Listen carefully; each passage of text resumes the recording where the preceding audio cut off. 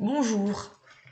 Nous allons parler aujourd'hui des centrales de traitement d'air, mais surtout des évolutions de l'air dans chacun des équipements que comprend une centrale de traitement d'air.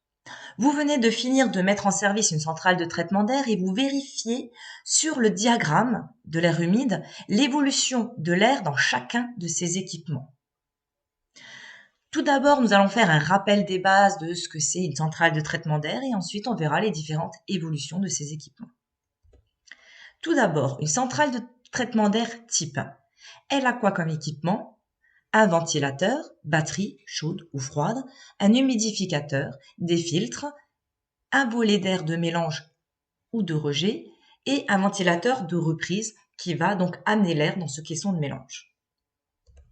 Tout d'abord, le caisson de mélange. Pour rappel, nous avons de l'air repris, de l'air neuf et nous avons un caisson de mélange où on va mélanger ces deux airs en fonction des proportions de débit qu'on veut.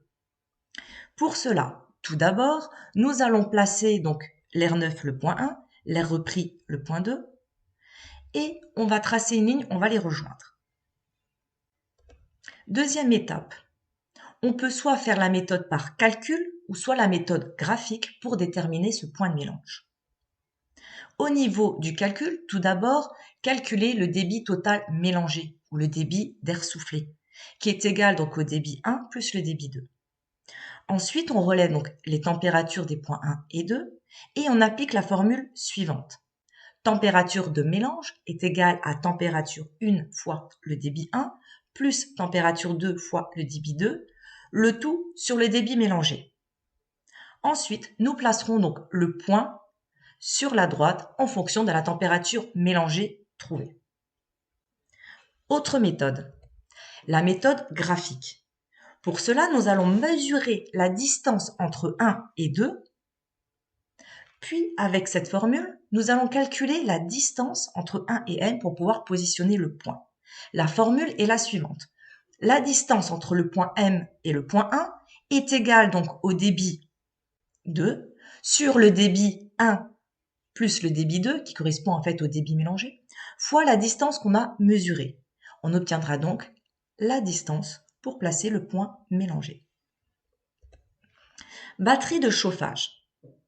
À partir donc du point avant la batterie, il faut suivre la droite des R de teneur en humidité jusqu'à la température voulue et on obtiendra donc la température sortie batterie chaude.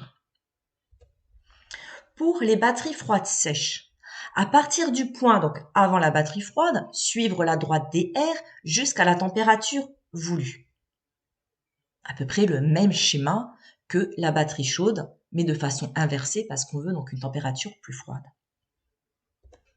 Concernant la batterie froide humide, tout d'abord, il faut avoir donc la température de surface de la batterie. Nous allons le positionner sur la courbe de saturation à 100%.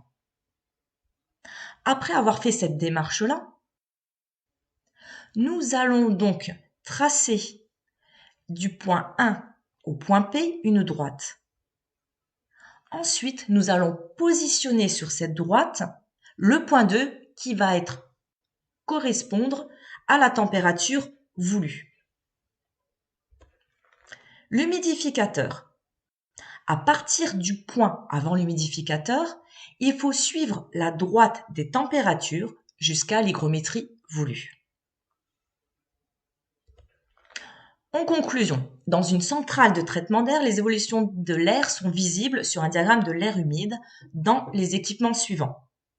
Caisson de mélange, batterie chaude, batterie froide, sèche ou humide et les humidificateurs. Merci pour votre écoute, je reste disponible pour votre complément d'information.